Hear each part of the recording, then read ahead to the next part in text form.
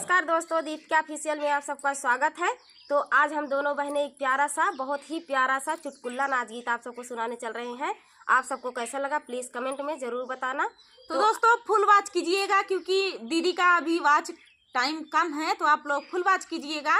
और एक चैनल रेखा विजय ब्लॉग है, एक चैनल रेखा विजय ऑफिशियल है, तो आप लोग सपोर्ट कीजिए। रेखा विजय ऑफिशियल अभी थोड़ा पीछे चल रहा है, तो आप लोग सपोर्ट करेंगे तो हो जाएगा। और मोनो हो गया है दोस्तों आप सबके आशीर्वाद से, तो आशीर्वाद दीजिए कि और आगे बढ़े। तो चलिए सुनाते हैं, एक बार सर्च जरूर कीजिएगा।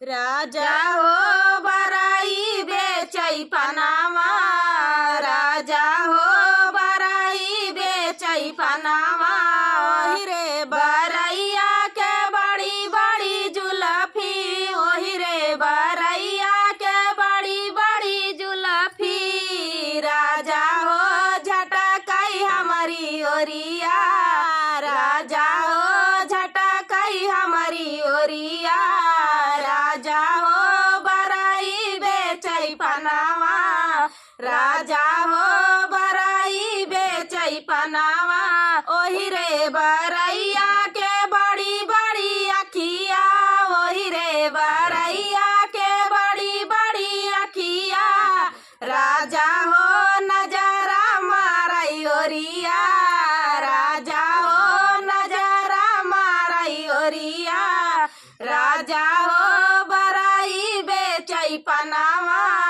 राजा हो बराई बेचई पनामा, ओही रे बरैया के सुंदर सुंदर दतवा, ओही रे बरैया के सुंदर सुंदर दतवा, राजा हो मुसकी मारई ओरिया, राजा हो मुसकी मारई ओरिया, राजा हो बराई बेचई पनामा, राजा हो बराई बेचई पनामा, ओही रे बरैया के पतली कमरिया, ओही रे बरैया के पतली कमरिया, राजा हो लचकई हमारी ओरिया, राजा हो लचकई हमारी ओरिया, राजा हो बराई बेचई पनामा, राजा हो बराई बेचई पनामा। तो दोस्तों ये प्यारा सा चुटकुला नाच गीत आप सभी को कैसा लगा? बहुत ही जबरदस्त गीत था, तो सुने तो ये है। तो चलिएगा बताइएगा और भी वॉच कीजिएगा, मतलब फुल वॉच, और भी वीडियो देख के फुल वॉच कीजिए क्योंकि दीदी का जल्दी से जल्दी वॉच टाइम कम है तो पूरा हो जाए। तो चलिए मिलते हैं नेक्स्ट वीडियो में, तब तक के लिए नमस्कार।